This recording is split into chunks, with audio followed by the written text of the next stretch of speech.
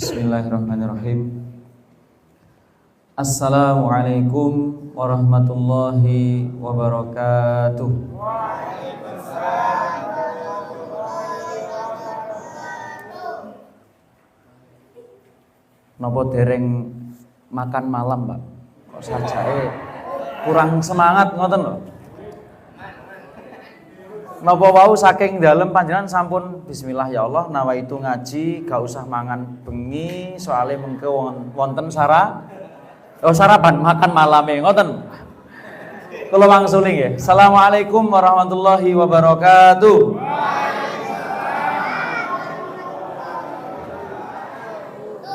Saya ndak henti-hentinya untuk mengingatkan karena menjawab salam itu hukumnya wajib. Dan pengajian kalau waktu malam itu rawan, Pak. Kita mengucapkan salam wonten sing angop, wonten sing senden kalih lir-lir. Nah, padahal di dalam salam itu ada doa-doa yang bodor pres tak kira kok tekku. Ya, karena di dalam salam itu satu ada doa keselamatan. Jadi ketika saya mengucapkan assalamualaikum, kami mendoakan panjenengan sedaya selamat. Selamat ketika ngaji. Soalnya wonten Pak tiang ngaji tapi mboten selamat. Ciri-cirine nopo? Tekodok, senden, merem, wonten niku. Berarti kan ngaji tapi gak selamat. Engko tangi-tangi wae dum-duman kotaan. Biasanya niku sing ngaji mboten selamat. Kita doakan assalamualaikum supaya panjenengan selamat ketika ngaji. Yang ditinggal di rumah ketika panjenengan ngaji juga selamat. Wonten teng mriki sing ngaos tapi kemudian tidak ngajak istrinya ada. Saya doakan semoga dapat hidayah. Nanti bulan depan tolong diajak istrinya. Mungkin di sini juga ada yang ngaji. Ibu-ibu hadir tapi nggak ngajak suaminya. Wonten napa mboten? Ada. Bulan depan tolong suaminya diajak. Atau kemudian mungkin ada yang bapak ibu hadir di masjid tapi kemudian anak-anaknya tidak diajak. Nah, ketika kita meninggalkan mereka kemudian hadir di masjid ini lalu saya mengucapkan salam, kami mendoakan supaya semuanya selamat, yang hadir di sini selamat, yang ditinggal juga selamat. Dan mengucapkan salam itu bukan hanya sekedar perkataan, tapi ada konsekuensi di situ. Terkadang kita ini kalau mengucapkan salam Pak, hanya manis di mulut, tapi kemudian pahit di kenyataan. Kan banyak orang yang mengucapkan salam, mendoakan orang lain itu selamat, tapi ternyata di kesempatan yang berbeda, dengan lisan yang sama, orang lain tidak selamat dari gangguan lisan kita. Wonten apa tuh? Ada ibu-ibu A sama ibu-ibu B. Ketika ketemu di masjid, assalamualaikum, waalaikumsalam. Kemudian ketika berpisah, ternyata yang diucapkan salam tadi tidak selamat dari gangguan lisannya karena digibahin. Wonten apa mboten? Ketika ketemu assalamualaikum waalaikumsalam, cipika-cipiki. Ketika berpisah, ngobrol sama teman yang lain, sampean ngerti gak sing ketemu karo aku ning masjid ke mau? Masyaallah, jabang bayi. Ketika ketemu assalamualaikum, salam bermanis-manis tapi kemudian berpisah saling gibah. Ada enggak? Ada. Itu tandanya salam yang kita ucapkan hanya manis di lisan tapi kemudian pahit di kenyataan. Kemudian ketika kita mendoakan ya, assalamualaikum warahmatullah, kita mendoakan orang-orang yang kita ucapkan salam itu supaya mendapatkan rahmat dari Allah, mendapatkan ampunan dari Allah. Tapi terkadang doa itu hanya sekedar doa. Kita mendoakan orang lain dapat ampunan, tapi kemudian kita tidak menjadi orang yang mudah memaafkan bagi orang lain. Assalamualaikum warahmatullah, tapi kemudian dadi wong sing gampang begotan, gampang mutungan, engkel-engkelan ning takmir titik mutung, gak gelem salat neh ning masjid. Enten apa mboten? Gak usah disawang kok ndak ono krasa. Enggak, soalnya problem seperti ini itu di masjid-masjid manapun ada, Pak. Di masjid manapun ada. Gak cocok karo takmir, mau sholat meh ning masjid. Itu tidak hanya di mana-mana itu ada. Ngoten loh. Di masjid kami juga ada, di kota juga ada.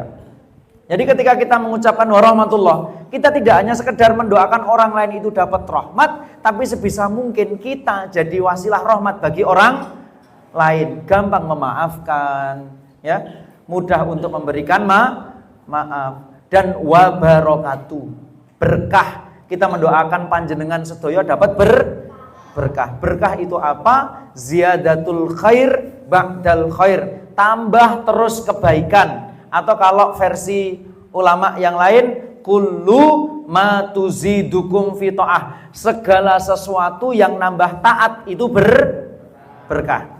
Makanya saya ulangi lagi, assalamualaikum warahmatullahi wabarakatuh.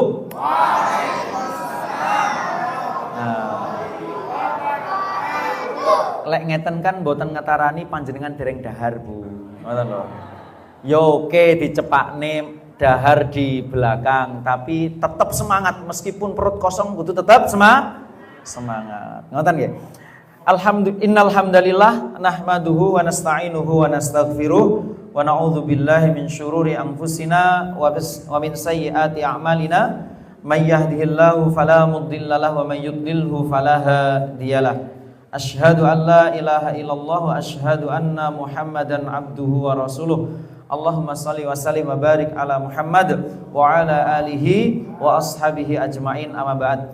Yang saya hormati pimpinan ranting nggih, Jambu, dan kemudian takmir Masjid Laliaku.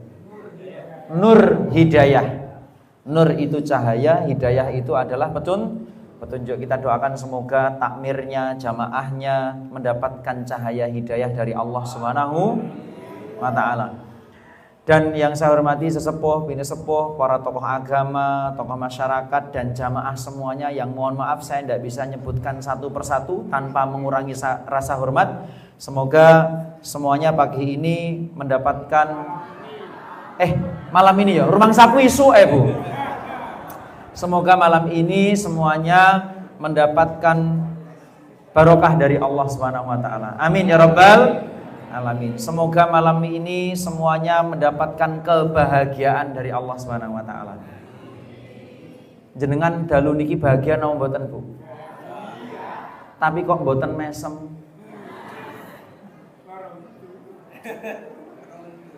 Napa dompete kosong panjenengan?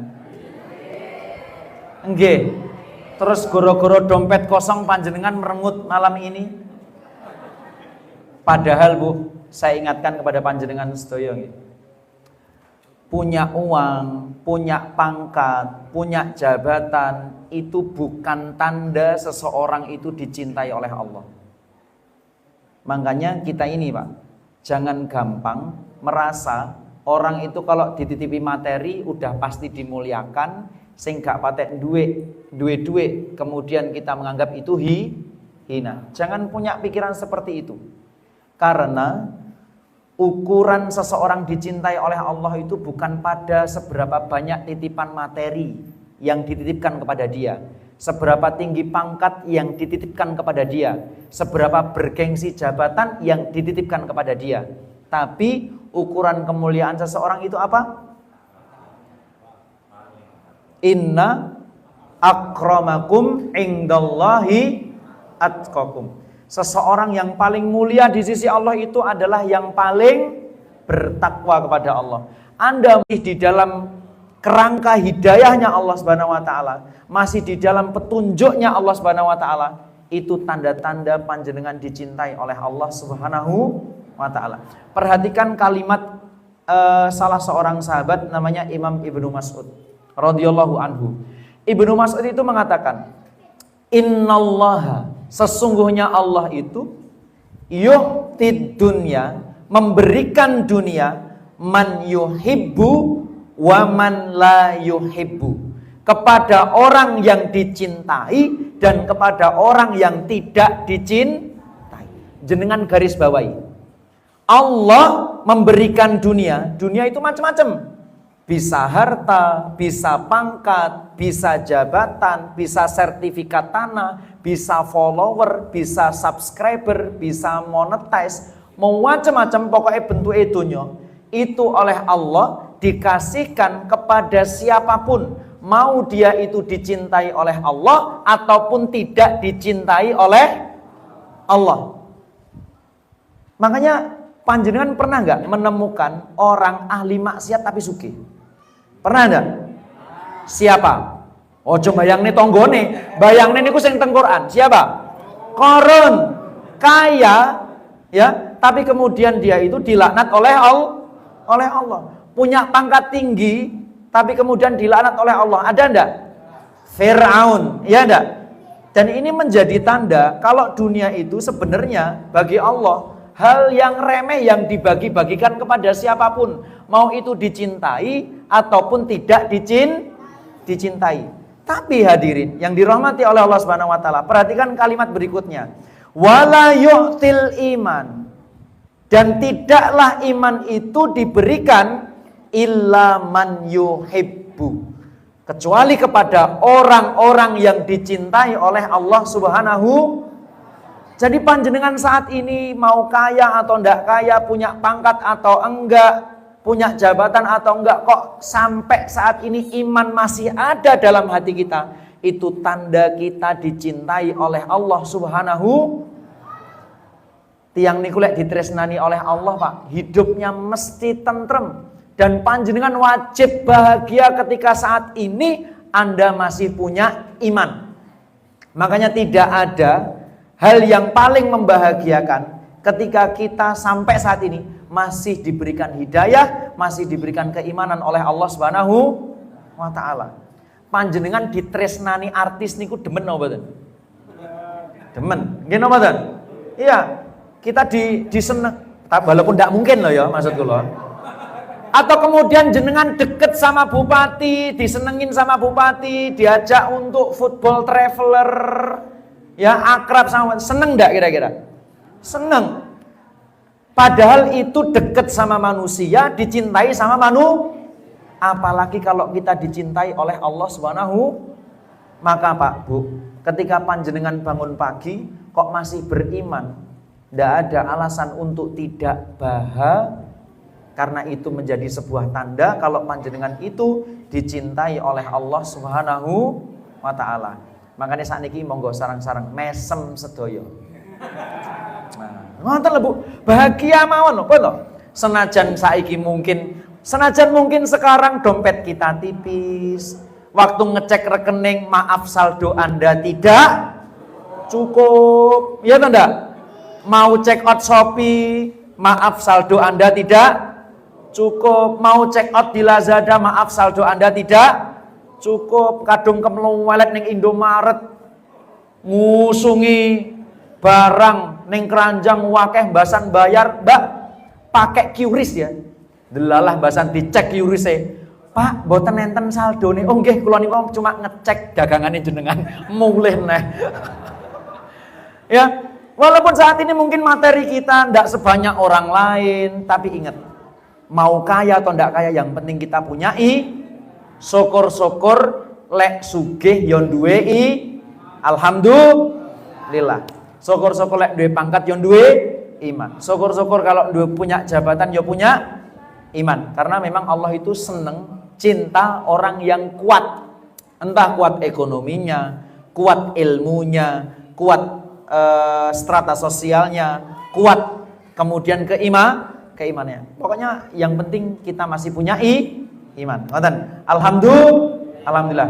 Dan alhamdulillah Bu, hadirin yang dirahmati oleh Allah Subhanahu wa taala, saya dimintai tolong oleh guru kami, sakjane kalau Sabtu Minggu itu jadwal saya pulang ke Pare. Tapi karena yang minta tolong itu guru kami, Ustadz Anang Wahid dan juga Ustadz Gufron yang saat ini baru keluar dari rumah sakit. Kita doakan semoga beliau diberikan kesembuhan oleh Allah, kesehatan oleh Allah. Jadi Ustadz Gufron kemarin kena DB ya. Kita doakan semoga sehat selalu guru-guru kita. Jadi Bu, hadirin yang dirahmati oleh Allah Subhanahu wa taala, kita ini kalau punya guru selevel Ustadz Anang, tanpa mengecilkan Ustadz yang lain ya. Tanpa mengecilkan Ustadz yang lain, tapi kita perlu mengakui kalau levelnya Ustadz Anang, Ustadz Yosi, Ustadz Gufron itu di atas kita. Mau enggak mau kita harus ngakoni, gini apa dan? Mau enggak mau kita harus mengakui itu. bahasa Arabnya fasih, mendalam, ilmu fikihnya luar biasa, ilmu tafsirnya biasa, ilmu alatnya lengkap, apalagi masih muda-muda. Bu, saya harus sampaikan di sini, kita harus benar-benar istilahnya takdim, kemudian ngopeni, memuliakan mereka-mereka, beliau-beliau ini, karena apa? Ilmu beliau itu luar biasa. Dan saya mohon maaf yang badali di sini, jenengan jangan berekspektasi ya. Karena jelas kalau kualitas saya dengan beliau-beliau itu bainas samai wasumursat. Seperti langit dan sumur sat. Wes sumur sat bisa. Wong kita itu santri beliau-beliau. Kita ini muridnya beliau. Makanya jenengan jangan berekspektasi nawaitu kula teng mriki mek guyon ngoten mawon. Jenengan, tapi ya bagi-bagi ilmu juga, ngoten nggih hadirin. Dan begini Bu, mungkin di sini ada yang datang ketika lihat flyer, sapa sing ngisi? Dedi. Alas. Waleh. Iki jelas sing disampaikne ilmune ngono-ngono kae. Paling copy paste ngene Ustaz Anang. Paling copy paste ngene Ustaz dan dibadalkan oleh siapapun, entah saya, entah mungkin Pak Asbiuddin atau mungkin ustadz-ustadz yang lain. Jangan sampai kita ini ketika datang di majelis ilmu ngeremeh nih majelisnya atau kemudian meremehkan ilmu yang dibahas. Karena apa? Terkadang kalau kita meremehkan di awal, kita tidak akan pernah dapat manfaat. Tidak akan pernah dapat manfaat. Saya ingat sebuah kisah ini, sebuah kisah. Jenengan saya ngapa cerita-cerita dulu Bu ya? Saya ingat sebuah kisah. Ketika Fir'aun dan istrinya, siapa Bu istrinya? Asyah binti Muzahim. Asyah binti Muzahim ini ketika Musa itu dikintirno, itu kan ditemu Pak. Nggih napa dan? Ditemukan sama siapa? Sama Asyah binti Muzahim, sama tentara-tentaranya. Dan pada saat itu sebenarnya Nabi Musa ini mau dibunuh sama Firaun. Tapi kemudian Asyah binti Muzahim itu bilang kepada Firaun, wa qalat imra'atu fir'auna, dan berkatalah istri Firaun kepada Firaun, qurratu ainili walak. Wahai Firaun, anak yang tak temukan ini sungguh menjadi penyejuk mataku dan boleh jadi untukmu juga. La taqtuluhu, tolong iki ojo dipateni. Ini menandakan Bu, wong lanang ning diae kerenge kaya apa? Lek karo wong wedok terkadang mantu. Ning kantor Bu brengos kawandel. Ya ta? Kaya sikate sepatu semir gitu. Galak karo anak buahe. Ning omah disentak bojone, betapa banyak sing mantu. Goblok dadak. Firaun iku lho kereng. Tapi ternyata ketika mau membunuh bayi, mau membunuh Musa yang pada saat itu masih bayi, diinterupsi sama Asyah binti Muzahim, tolong iki ojo dipateni, soalnya bocah iki boleh jadi nyenengne aku, ya nyenengne awakmu. La taqtuluhu, jangan dibunuh. Asa, perhatikan kalimat berikutnya. Asa ayyam fa'ana au nattakhidahu walada. Boleh jadi anak ini nanti bakal bermanfaat untuk kita dan kemudian kita ambil saja anak ini jadi anak kita. Perhatikan, sejak pertama ketemu Asyah binti Muzahim itu sudah excited. Wah, excited opo? Mbah sini gue bingung. Takok karo koncone, excited opo yuk? Excited, wes semangat, sudah husnudzon, kemudian sudah apa ya? Semangat, husnudon, optimis kalau bayi si Musa ini alaihi salam akan bermanfaat untuk dia dan kemudian menyenangkan dirinya. Tapi Bu, perhatikan. Ini tercantum dalam surah Al-Qasas ayat 9. Kita baca tafsirnya. Tapi Bu, apa jawaban Fir'aun? Qala Fir'aunu, kemudian berkatalah Fir'aun. Apa yang dikatakan Fir'aun ketika Asyah binti Muzahim bilang kepada Firaun ojo dipateni. Insyaallah ini bakal dadi arek sing nyenengke, nanti pasti bermanfaat untuk kita. Asiyah optimis, Asiyah husnudon, Asiyah kemudian senantiasa berharap kebaikan kepada Nabi Musa tadi. Sementara jawabanipun Fir'aun, ini perhatikan. Qala Fir'aun berkata, Qurratu aini laka amali fala. Oke kanggo awakmu bermanfaat, kanggo awakmu nyenengke, tapi kanggo aku ora. Pek-peken Musa. Pek-peken bocah cilik iki. Pek-peken bayi iki kanggo aku ora bermanfaat. Perhatikan. Asiyah husnudon, Asiyah optimis, Asiyah kemudian punya harapan baik kepada bayimu Musa. Sementara Fir'aun sejak awal underestimate. Fir'aun sejak awal ora butuh. Fir'aun sejak awal sudah suudon kalau bayi ini tidak akan mungkin bermanfaat. Seiring berjalannya waktu, siapa yang dapat manfaat dari Musa? Seiring berjalannya waktu, siapa yang akhirnya mendapatkan hidayah dari Allah? Asiyah atau Fir'aun? Asiyah binti Muzahim. Siapa yang akhirnya beriman? Fir'aun atau Asiyah? Asiyah binti Muzahim. Siapa yang akhirnya mendapatkan cahaya hidayah? Asiyah binti Muzahim. Ini menjadi pelajaran buat kita. Bahwasanya Bu, mau ngapain mawon, pengajian kepada seorang ahli ilmu, kepada ustadz, ya, upayakan yang pertama kita husnudon dulu. Ojo ngenteng nih, dan kemudian ojo suudon. Kadang-kala kan kita Bu, sapa sing ngisi? Pak Asmiuddin, alas petuk bendino. Ora usah teko. Sapa sing ngisi? Ustaz Tanang, bendino simpangan. Sapa sing ngisi? Dedi, alah pemeneh polisi. Tukang nilang. Biyen Bu, biyen. Saya dulu pernah di lalu lintas memangnya. Ya, dan jangan gampang anu lah Bu, jangan gampang mengecap ya Bu. Melabeli. Jenengan boleh benci ke satu polisi, dua polisi oknum yang pernah nilang jenengan. Kan rata-rata loro ati karo polisi kan gara-gara ditilang toh. Tapi ingat Bu, ya, tidak semua polisi itu bukti nenek sing apik kayak Pak Imam Subeki. Nggih napa ta? Bukti nenek sing apik kalau Mas kok lali aku Mas sinten iki? Pak Fajar.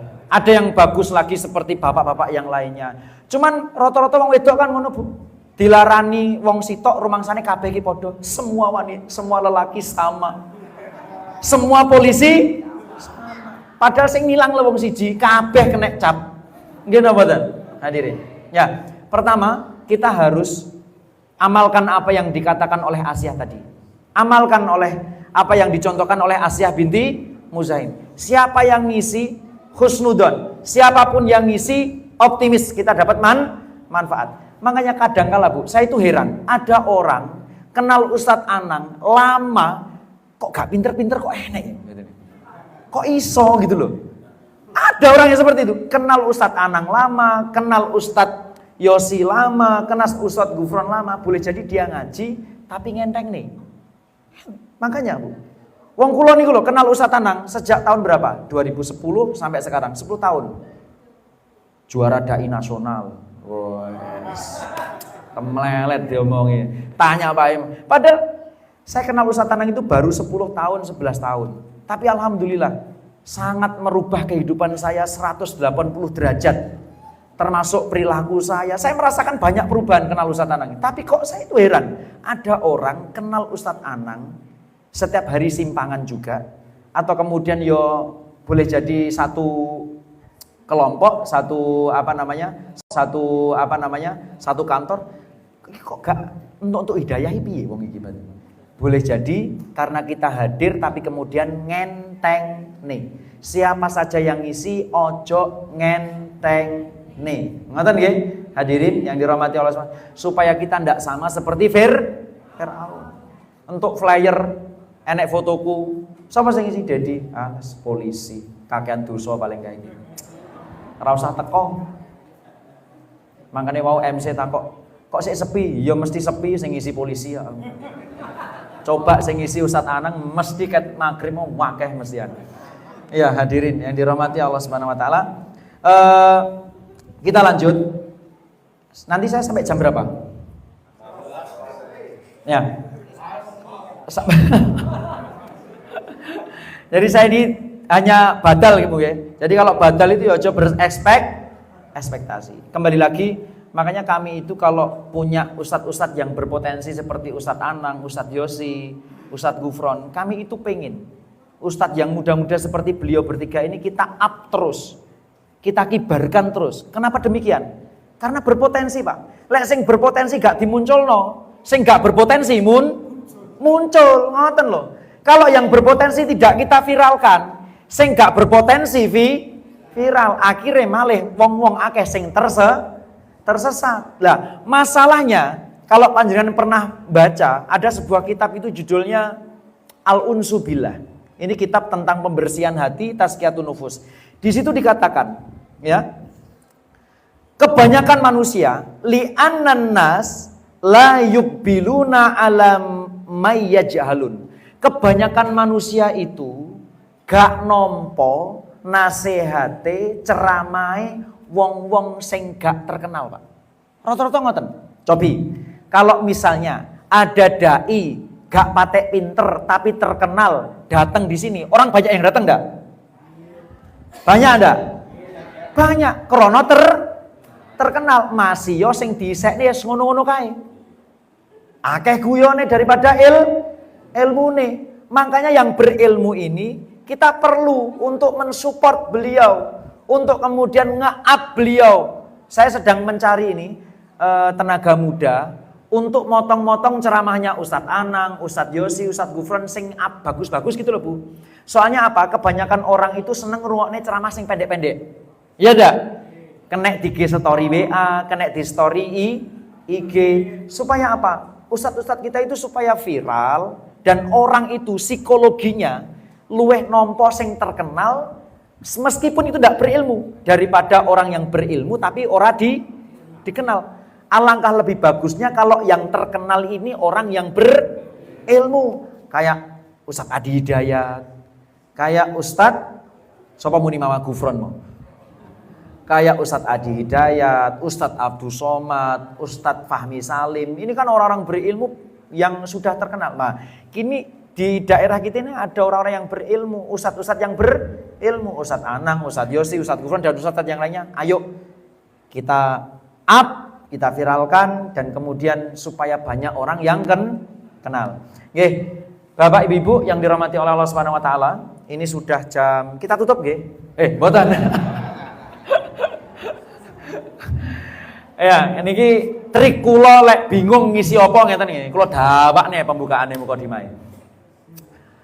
Malam hari ini saya tidak akan meneruskan atau melanjutkan materinya Ustadz Anang, saya tidak juga melanjutkan materinya Ustadz Gufron karena kula kan mek badal. Dan tidak mungkin kan badal rutin itu kan tidak mungkin. Nah, maka materi malam ini hanya materi selingan di Ulan Suci. Karena Bu, para tradisi para salafus soleh, yang namanya salafus soleh itu kan Rasul dan para sahabat, tabi'in dan tabi'in ini 3 generasi terbaik. Tradisi generasi terbaik Islam ini, mereka itu kalau nyiapkan Ramadan, itu ora kok dadak-dadak. Mboten kok kaya dhewe. Ade kan kurang saulan lagi gedandapan, gini mboten. Kurang saulan lagi persiapan tadarus, kurang saulan lagi persiapan tahrib Ramadan, kurang saulan lagi kemudian mempersiapkan puasa dan lain sebagainya. Kalau orang-orang terdahulu, orang-orang soleh terdahulu mempersiapkan Ramadan itu jauh-jauh hari. Nah, apa yang perlu kita persiapkan? Ini Ramadan kurang berapa bulan? Satu bulan toh. Kayak jenengan sampun persiapan apa Bu? Bu, halo. Ibu-ibu yang di belakang, sampun persiapan apa Ramadan? Insya Allah Ustadz, kula menjelang Ramadan ini sampun persiapan memperkecil badan. Ya. Kula sampun insya Allah lah tiap hari saya sudah diet dan lain sebagainya. Itu persiapan fisik. Ada yang persiapannya fisik, persiapan harta. Tapi Bu, ada persiapan yang lebih penting daripada sekedar persiapan fisik, persiapan harta. Apa itu? persiapan hati. Kenapa demikian? Karena diterima tidaknya amalan di bulan Ramadan itu paling utama krono perkara hati, perkara hati. Perhatikan, hadis-hadis di bulan Ramadan itu rata-rata semuanya berkaitan tentang hati. Man shoma Ramadana imanan wahtisaban. Iman itu di mana? Di hati. Ihtisab itu di mana? Di hati. Kalau kita puasa, kemudian iman kita tidak jangkel, lalu kemudian kita tidak ihtisab, kita tidak akan dapat yang namanya ghufira lahu ma taqaddama min dambi. Orang taraweh kalau nggak iman dan ihtisab nggak akan dapat namanya ghufira lahu ma taqaddama min dambi. Maka penting, Bu, dan ini sering dilupakan. Banyak orang-orang mempersiapkan Ramadan dengan nabung, dengan kemudian donasi, dengan kemudian persiapan fisik, tapi dia tidak melatih hatinya supaya masuk Ramadan itu dalam keadaan kuat hatinya, bersih hatinya. Sementara, Bu, sejak Syawal sampai Rejab niki, jenengan hatinya, kira-kira hati kita sudah seberapa kotor? Saya tanya kepada jenengan, sejak Syawal sampai Rejab niki, jenengan pun nglakoni dosa ping pinten? Halo ibu-ibu.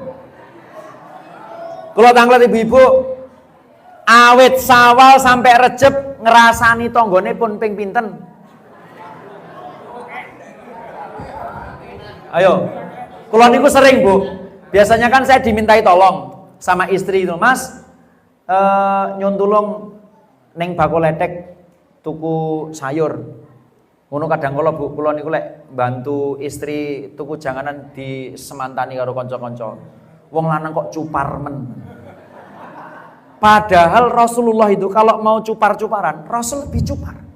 Kenapa? Rasul itu kalau Aisyah melaksanakan aktivitas rumah tangga, Rasul selalu bantu. Bantu nyuci, bantu membersihkan rumah. Nggih sami kados garwane panjenengan niku lho, Bu. Nggih ngoten, Bu? Wah, tenane. Bapak-bapak napa nggih sering nyapu ngoten? Ngepel ngoten, Bu? Umbah-umbah ngoten, Bu?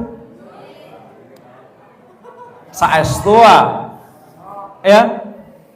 Saya sering kalau pagi dimintai tolong sama istri untuk beli sayur di bako ledek. Ngamati ibu-ibu itu. Selalu ada kode sebelum rasan-rasan. Yuk.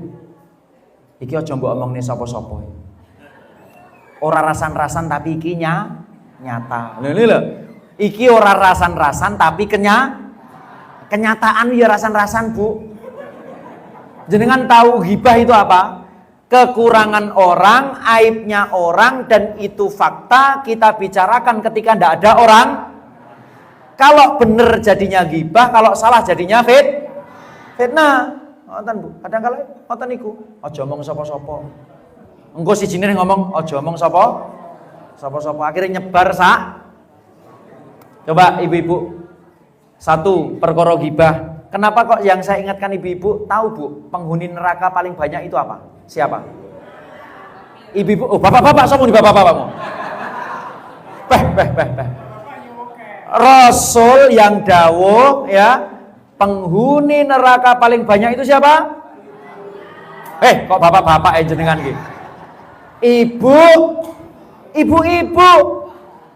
Apa yang menyebabkan ibu-ibu banyak masuk neraka? Karena mereka satu, kurang bersyukur pada suaminya. Dua, tidak bisa jaga lisan. Ya Allah. Kadang ini kia dikomentari. Kayak iki sapa ngisi pengajian kau rumen. Kober ngono ya. Enek koncone ngene iki pengajian kok lemu titik.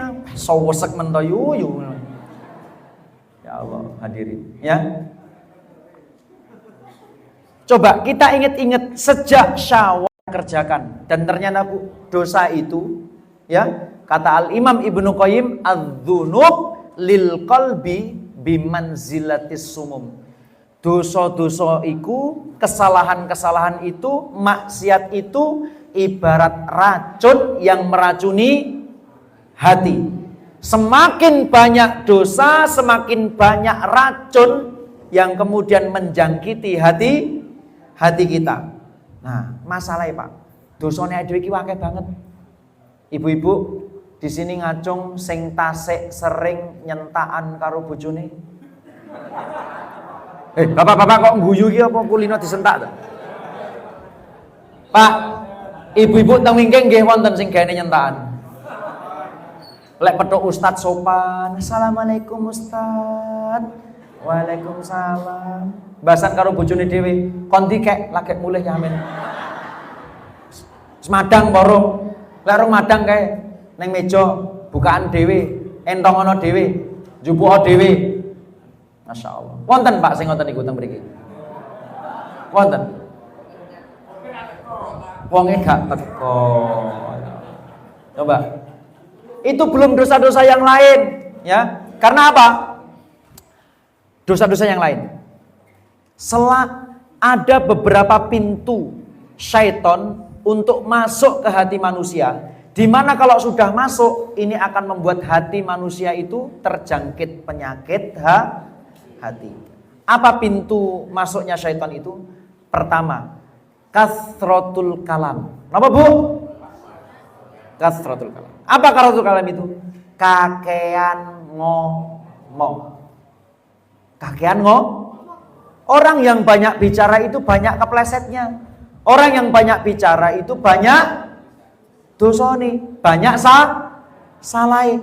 Makanya Bu, kita amalkan. Sebagaimana sabda Rasulullah, "Man kana yu'minu billahi wal yaumil akhir falyakul khairan aw liyasmut." Kita biasakan, kebiasaan orang beriman itu kalau tidak bisa ngomong baik mending diam.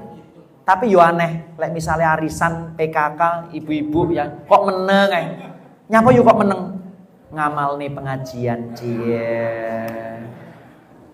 Tapi kadang-kadang kan kita ndak Bu, kita kan lek sepi pingine rame kan ngoten. Tapi ternyata orang yang banyak bicara justru banyak keplesetnya. Yang pertama apa? Pintu masuk syaitan. Yang mana kalau sudah masuk gampang kepleset dan akhirnya bikin hati kita lemah. Ngoten. Yang kedua, kasratun nadzar. Apa Bu? Kasratun nadzar. Banyak memandang. Banyak memandang, bukan hanya memandang lawan jenis yang bukan mahram kita. Ya, itu jelas Pak. Jadi penyakit nanti. Jadi dosa. Nyawang bojone dhewe. Innalillahi wa inna ilaihi raji'un. Ya. Wong kok koyo ngene ya Allah. Benulan kok bobote tambah ya Allah. Prasaku rabi mbiyen, daster iki ukurane L, saiki kok X. Iki iki telu. Sampai lek ning bakul pasar poni golek ukuran XL kangelan. Enek ning Shopee. Ya. Ketika melihat istri sendiri tidak ada pujian, bahkan tidak jarang ditungakna Allah maghfirlaha warhamha.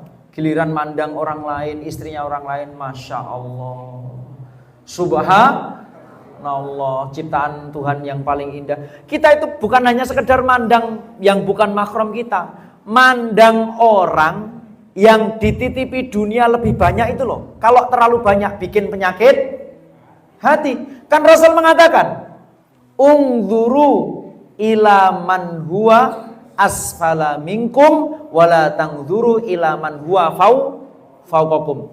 Perhatikan orang yang berada di bawah kita supaya kita mudah bersyukur, dan jangan perhatikan orang-orang yang dititipi dunia di atas kita. Kenapa demikian? Karena tidak jarang Bu, kalau kita memperhatikan orang yang dititipi dunia di atas kita, hati kita muncul bisikan, aku kok gak duwe ya sing koyo ngene iki. Akhirnya dia melupakan apa-apa yang sudah diberikan Allah kepada dia. Aku kok gak duwe ya omah sing koyo ngene iki. Aku gak duwe ya mobil sing koyo ngene iki. Akhirnya dia tidak bisa bersyukur. Sementara orang yang tidak bersyukur itu konsekuensinya berat. Satu, Orang yang tidak bisa bersyukur itu nikmatnya dicabut oleh Allah. Orang yang tidak bisa bersyukur nikmatnya hilang. Ngoten, Bu. Sementara orang yang bersyukur nikmatnya ditambah. Maksud dari ditambah ini, kalau versinya Al-Imam Ibnu Katsir, 1 ditambah kuantitasnya, ditambah nominalnya. 2 ditambah ketaatannya. Ngoten. Jadi jangan jenengan artikan kalau orang bersyukur kuwi mesti ditambah nominal hartanya, belum tentu. Boleh jadi ditambah taatnya. Ngoten hadirin, ya. Yang pertama, yang kedua, kathratun nadhar, banyak memandang. Kemudian yang ketiga, pintu masuk syaitan itu yang bikin hati kita rusak, lemah, yakni banyak bergaul. Maka kita perhatikan, dari Syawal sampai Rejab, wis kumpul wong sing model piye. Kuwatah napa mboten? Kumpul ahli maksiat tahu. Kumpul wong rasan-rasan tahu. Napa malih iki sing paling sering hari ini. Kumpul wali murid PAUD. Iki yo iso dadi maksiat ternyata saiki. Soalnya nopo? Wali murid PAUD, Bu. Kula kan sering patroli, Bu, niku lek dados babin niku. Sering patroli dari satu PAUD ke PAUD lain. Satu. Saya ngamati wali murid PAUD sakniki ngeterne anake dadi ajang. Ajang apa? Ajang putih-putihan wajah.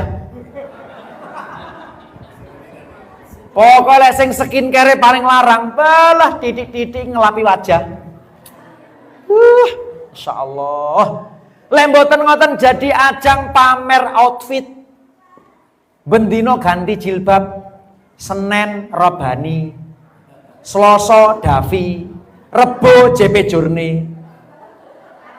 Apal soalnya bojoku yang ngono gaene kok. Sarunge bapak-bapak kalih jilbabe ibu kata pundi? Ayo, kata pundi? Akeh ndi, Mas? Pak Ketua Ranting. Jilbabe garwane panjenengan kalih sarunge panjenengan kata pundi? Jilbab. Nggih napa ta? Iya. Dastere ibu-ibu ya, kalih kopiahe bapak-bapak kalah kata pundi? Ayo, iya enggak? Iya kan? Pokoknya ibu-ibu ya repot pokoknya lah. Tidak jarang banyak bergaul itu juga memunculkan dosa. Kadang kalau kan ngobrol ditakoki, jilbabmu apa enggak kuwi to yu?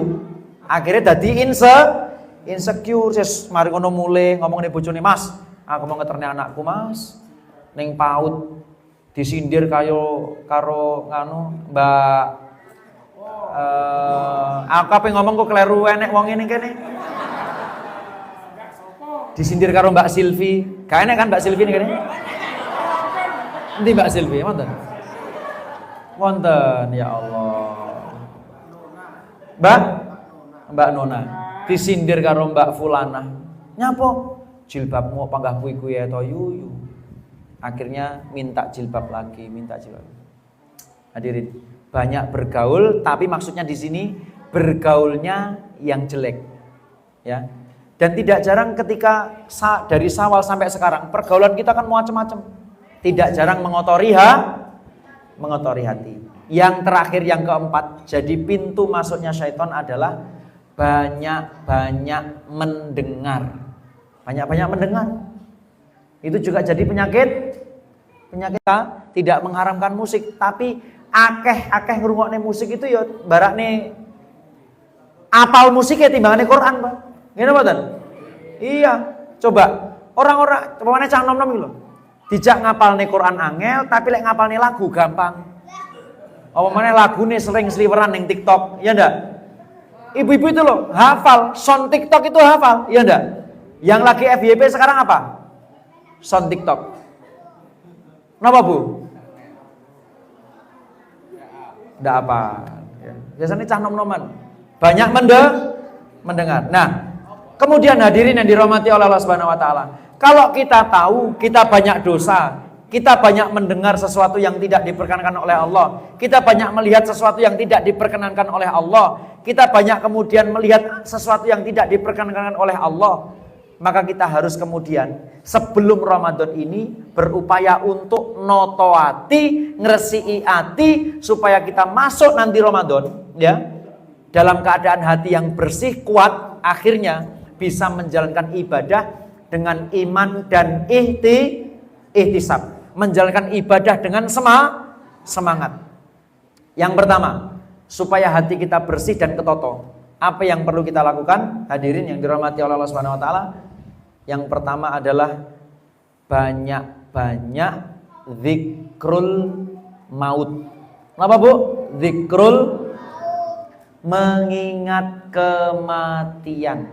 Orang yang senantiasa mengingat kematian, hatinya biasanya akan terlalaikan dari perkara-perkara dunya diresiki atine. Orang yang banyak mengingat kematian, dia akan semangat untuk beramal soleh. Saya punya cerita Bu. Di Surabaya itu ada salah seorang ustadz, temannya Ustadz Anang satu pondok dulu. Namanya Ustadz Heru Kusuma Hadi.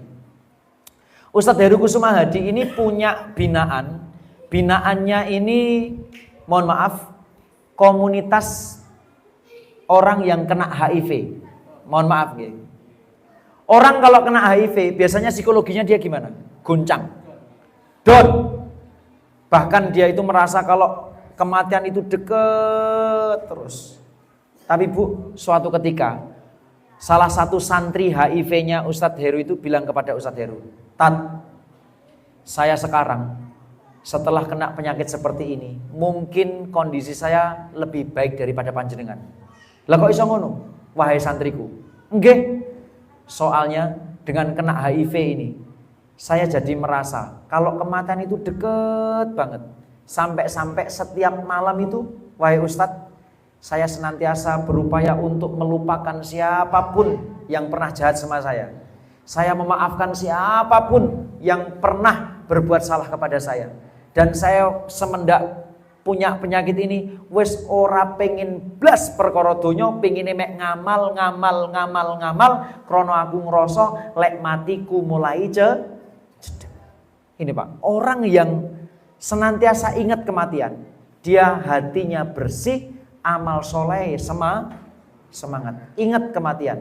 Termasuk Bu, di antara ciri wanita solehah itu, di antaranya satu, para salafus soleh, para muslimah terdahulu itu, ya, mereka itu kalau sebelum tidur senantiasa mandang suaminya. Jangan nggih ngoten Bu. Sadurunge sore nggih ngoten. Jangan praktekkan ini, jangan praktekkan.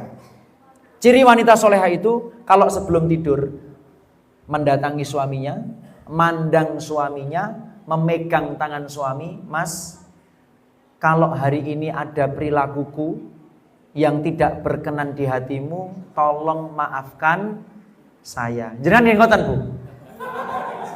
Bu, jenengan nggih ngoten? Ajenge sare nggih, pegang tangan bapak-bapak, "Pak, dino iki aku duwe salah, Pak." Wakeh. Enten mboten, Pak, perilaku kula sing mboten berkenan teng manahe panjenengan? Wakeh. Kula nate salah, nyuwun tulung, Mas. Saya minta maaf, maafkan saya kalau saya punya. Kenapa para sahabiat terdahulu sebelum tidur kok selalu minta maaf kepada suaminya? Karena dia takut kalau tidur nanti bablas mati dalam keadaan suaminya masih murka, masih marah kepada dia. Karena pintu surga wanita itu di mana, Pak? Ridho Wow, semangat bapak-bapak ini. Bapak-bapak. Jenengan kok lemes ta, Bu? Bu, surga perempuan berada di mana, Bu? Ridho suami. Makanya perhatikan kalau sebelum tidur minta maaf kepada suami. Ngapunten, Mas, kalau saya pernah punya salah, pandang, tatap wajahnya. Kan ngoten, sebelum tidur pandang. Jangan tidur sebelum mendapatkan ridho dan maaf dari suami. Yura turu-turu, Pak, kula mengke. Loh, beneran? Coba Jenengan cek. Dalam sebuah hadis Rasulullah itu Rasul pernah mengatakan, ciri-ciri wanita ahli surga. Ciri-cirinya apa? Salah satunya adalah al-audu ala zaujiha. Selalu kembali pada suaminya. Maksudnya apa?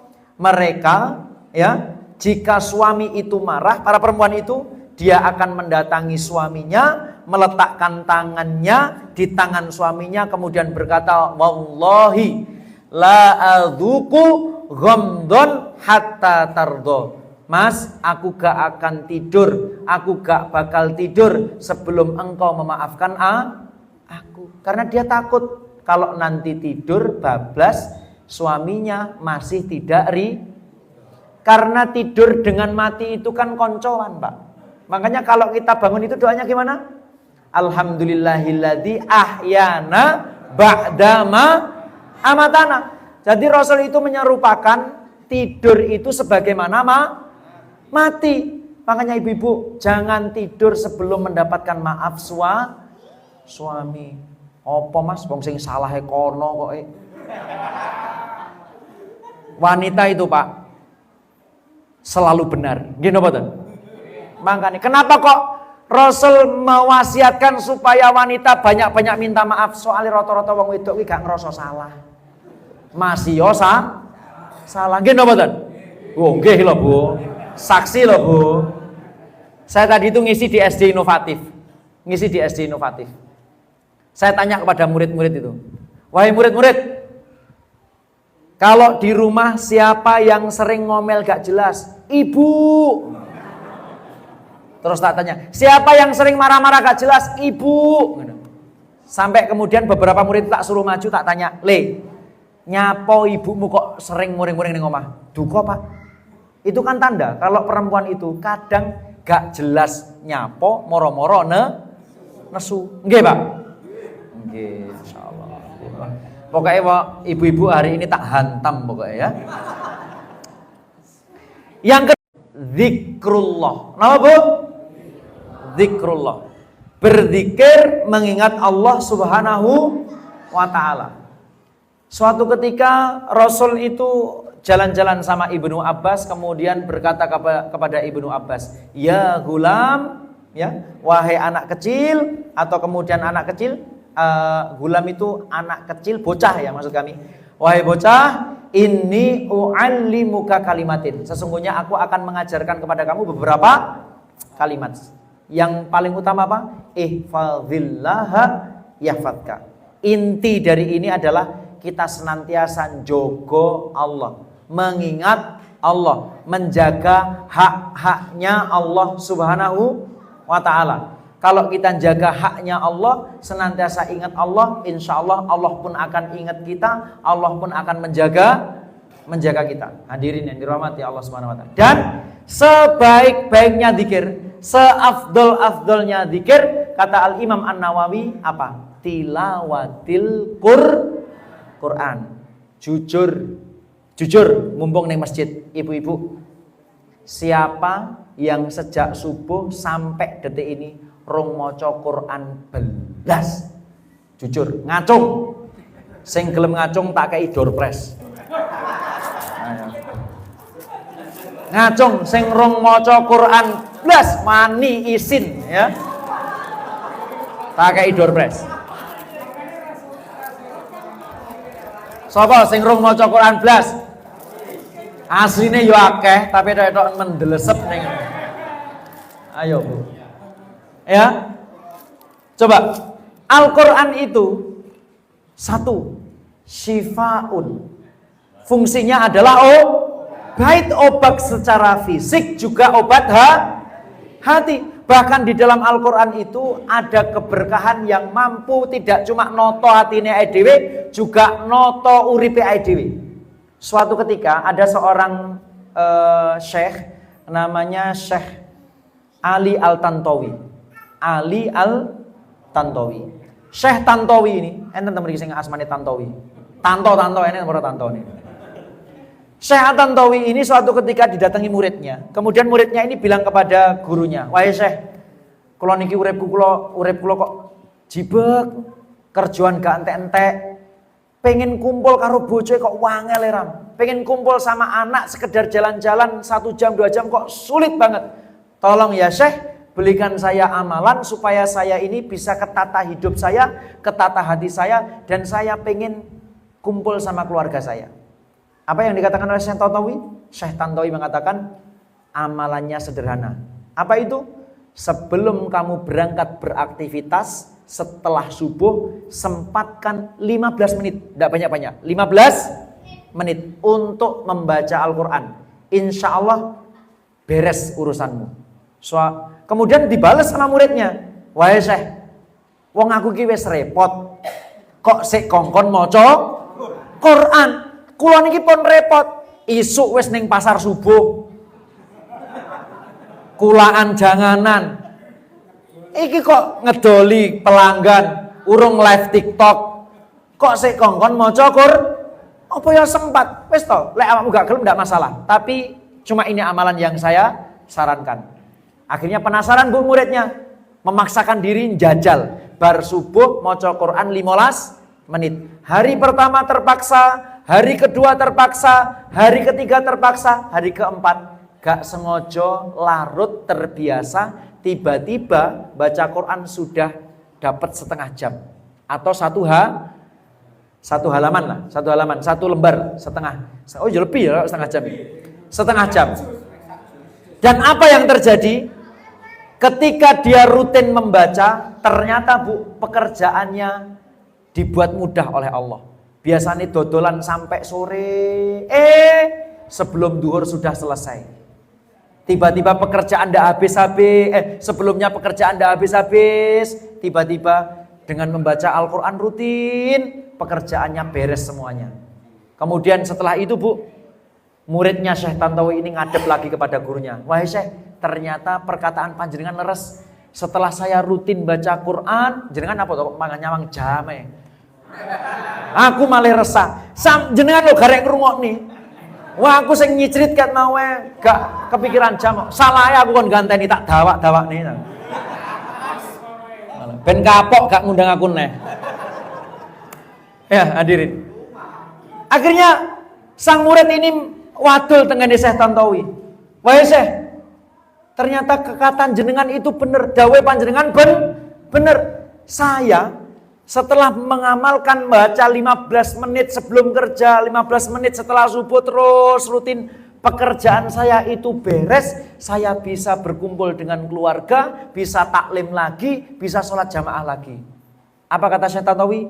Itulah keberkahan dari Al-Quran. Bu, mulai dari sekarang, ayo kita rutinkan untuk membaca Al-Quran, karena itu menjadi obat bagi hati kita, noto uripe awae dewe. Dan kemudian yang berikutnya, ini yang paling penting juga. Suatu ketika salah seorang sahabat namanya Umar bin Khattab. Umar bin Khattab nih bu, orang yang paling tegas, orang yang paling medeni. Jangankan menungso, setan saja kalau papasan sama Umar kenapain? Minggir. Seton jin itu kalau papasan kalih Umar ning beda lek karo dhewe. Seton itu kalau ketemu kita malah nyedek. Bukti ini sampai saiki salatnya dhewe gak musuh to, Bu. Nggih mboten? Ibu-ibu, Allahu Akbar. Ya Allah, sandingku jilbab ngono-ngono wae. Allahu Akbar. Iki randang bar, iki engko bar isaan mangan opo? Sami Allahu liman hamidah, cicilan kok akeh men ya Allah, ya Allah. Itu tanda-tanda kalau kita itu terus digoda oleh syaitan. Umar niku Bu, saking galake papasan kalih jin syaitan, minggir setone. Nah, dan Umar itu ndak marah saja sahabat segan. Orang nesuwe loh, sahabat sungkan. Nopo malih lek nesu. Suatu ketika Umar ini marah besar. Tapi kemudian Bu, apa yang membuat Umar itu tunduk hatinya? Oleh Bilal bin Rabah dibacakan satu ayat dari Al-Quran. Dalam sebuah riwayat dikatakan Umar langsung tertunduk kepalanya sebagaimana kalau hewan disembelih, langsung tek. Padahal Umar itu orangnya keras, Umar itu orangnya tegas, medeni, diwacane Quran atine tunduk. Jangankan Umar, orang yang tidak beriman siapa? Abu Lahab. Pernah kan mindi untuk mendengarkan apa yang terjadi? Atine tentrem. Lah wong sing gak berimane ngrungokne Quran atine tentrem apa maneh awake dhewe sing beriman. Ayo, sebelum Ramadan mulai sekarang kita rutinkan baca Quran supaya hati kita dibersihkan oleh Allah Subhanahu wa taala. Kemudian hadirin yang terakhir, soalnya sampun sak jam niki alarmnya pun muni. Jenengan saya juga pengertian kali jenengan lek jenengan dereng daharin kula paham. Ngaku ya urung kok. Tawari karo bojoku iki mau. Mas gak maem ning kono dicepakne mangan. Aku ngono pisan. Bismillah. Optimis aku. Kemudian nyampe sini wis enek jajan alhamdulillah. Ya. Saya perpanjang soalnya orang itu kalau lapar makan mesti nikmat. Ya ndak? Nikmat. Sayangnya makan malam itu gak sehat bahasanya. Tapi insya Allah kalau makan habis pengajian sehat lah. Yang terakhir, kita bisa ketoto atine dhewe kalau kita sering-sering berkumpul dengan orang-orang soleh. Makanya Bu, sebelum Ramadan ini perhatikan betul, kita ini bergaul dengan siapa. Supaya apa? Supaya hati kita itu ketoto dan kemudian hati kita dikuatkan oleh Allah.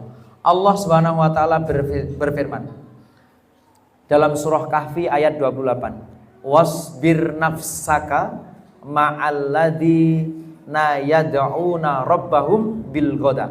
Bersabarlah engkau wahai Nabi Muhammad bersama orang-orang yang menyeru Rabbnya pada pagi dan petang. Rasul saja diperintahkan oleh Allah untuk kumpul wong-wong sing ahli dzikir. Wong-wong sing apa maneh awake dhewe. Nggih napa mboten, Pak? Aja sok-sokan golek kanca kenthel ahli maksiat gayane. Ngapa mau kanca kenthel men karo ahli maksiat kae? Tukang mendem kae. Aku pengen ngedakwai. Mas kae. Lah itu sesoke malah katut mendem. Coba, kita ini kalau ketemu ahli maksiat boleh kumpul, tapi nawaitunya mendakwai odo didadekne konco kentel. Ngoten nggih. Ada temen biasa, ada konco plek. Nggih napa mboten?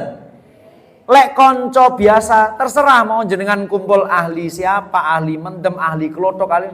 Tapi nawaitu kita kalau kumpul mendakwai. Tapi lek konco kentel, konco curhat, besti, upayakan besti kita yang soleh dan solihah.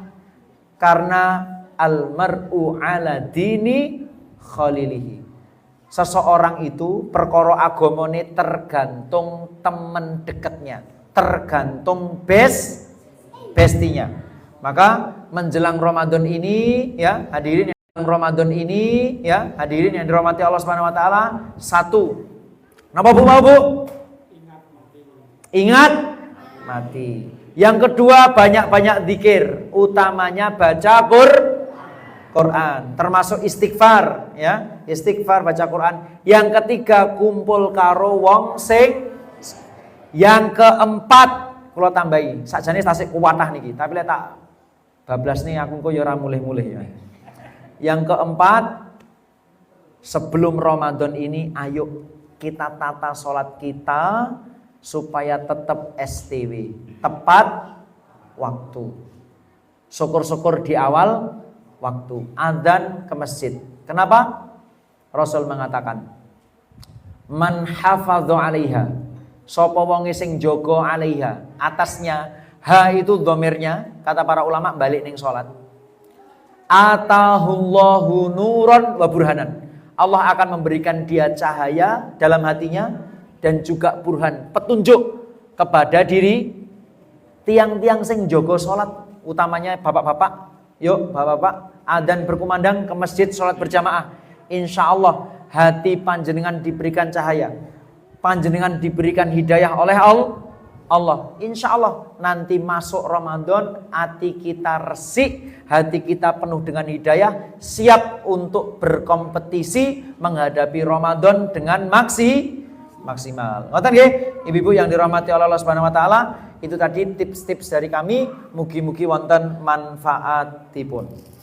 Nah, sapa mau sing gurung maca Quran? Mosok gak enek sing ngaku? Gak enek sing ngaku. Berarti niki tes pundi carane? Ngadume. Oke. Kula dumne yang akan mendapatkan door prize kaos dari Vector adalah yang berat badannya paling berat. Oh, mboten ya, mboten. Nganu mawon. Sambung ayat. Siap nggih? Sambung ayat. Sambung ayatnya sing gampang-gampang. Ya. Ibu-ibu sudah berapa juz hafal?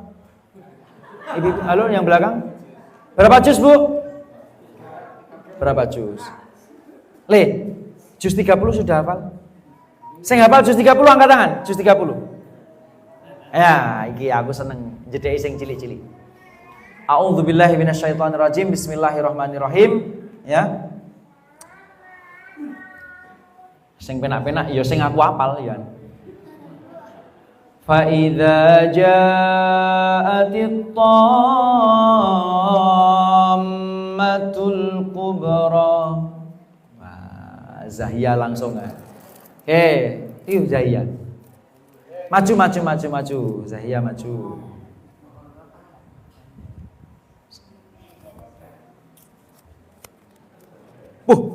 Iki door prize Bu, kau wandel. 1 juta. Kelong 900.000, 950.000 orang garis. Ayo Zahia. Fa idza ja'atit tammatul kubra. A'udzu billahi minasyaitonir rajim. Bismillahirrahmanirrahim. Fa idza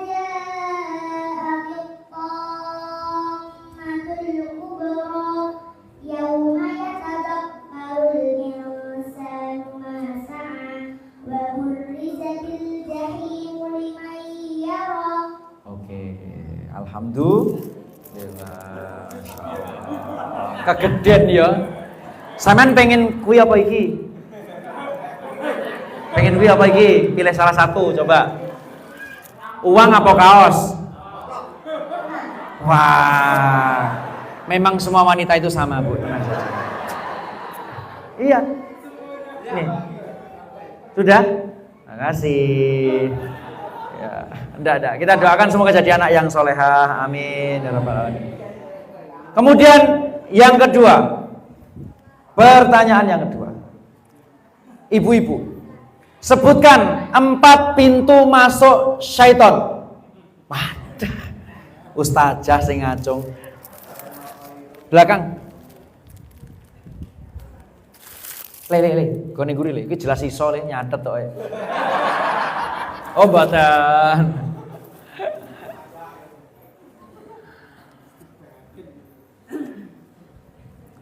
Empat pintu masuk syaitan dalam hati kita.